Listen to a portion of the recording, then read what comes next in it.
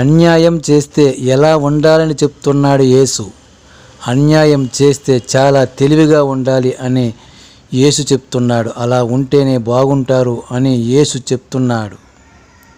లూకా సువార్త 16వ అధ్యాయం 1 నుండి 8 వరకు. తప్పు చేస్తే ఎలా తప్పించుకోవాలో చెప్తున్నాడు యేసు. అన్యాయపు సిరి అంటే డబ్బుతో ఏం సంపాదించుకోమంటున్నాడు? యేసు అన్యాయపు సిరి డబ్బుతో స్నేహితులను సంపాదించుకోమంటున్నాడు.